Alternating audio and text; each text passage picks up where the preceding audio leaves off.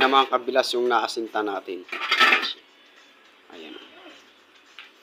Ayan yung mga kasama ko. Yan yung anak ko. Si Mrs. Tsaka si Aruray. Tsaka ako mga kabilas. Tulong-tulong kami, apat kami yan. Teamwork. Yan ho. Naghalo pa po kaming isa.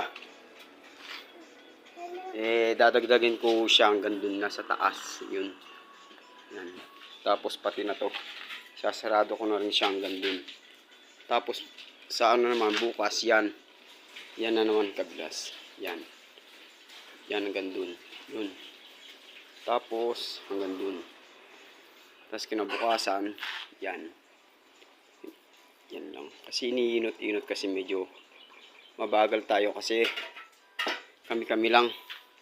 Tsaka ala pang experience ng mga kasama ko mga kami. Lalo si Aruray. Tsaka yan. Tsaka yan. Nangingingay na sila ng mangga.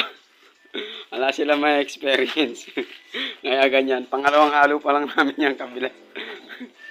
Pangalawang halo. Yan ang kagandahan mga kabilas. Kami-kami lang. Teamwork. Konti-konti yan matatapos siya. Papasalamat nga pala ako kay ate. Ate, salamat sa iyo. Maraming salamat.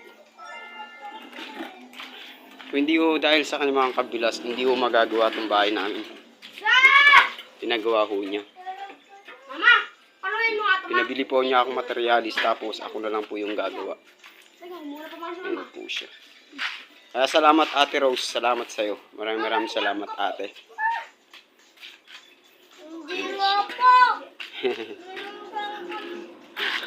Mainit. Pagod sila mga kabilas, pagod sila mag-alo ng simento. Pagod sila mag-alo. Si Batang Pamusi to. Neg, may bago ka na swimming pool. Ano? Neg, mag-swimming ka na. May swimming pool mo. Si Batang magulo. Putik lang. Hindi, ayan yung swimming pool mo. Putik. Ang ganda kaya ng swimming pool mo. Mag-swimming ka na. Putik daw yan mga kabilas. Hindi mga kabilas, maraming salamat po sa inyo. Gagawa muna po tayo. Aasinta muna na tayo. Kasi paggabi na. Kailangan ko maisarado to. Yan. Kailangan maitaas siya. Kasi paggabi na mga kabilas. Sige po, salamat.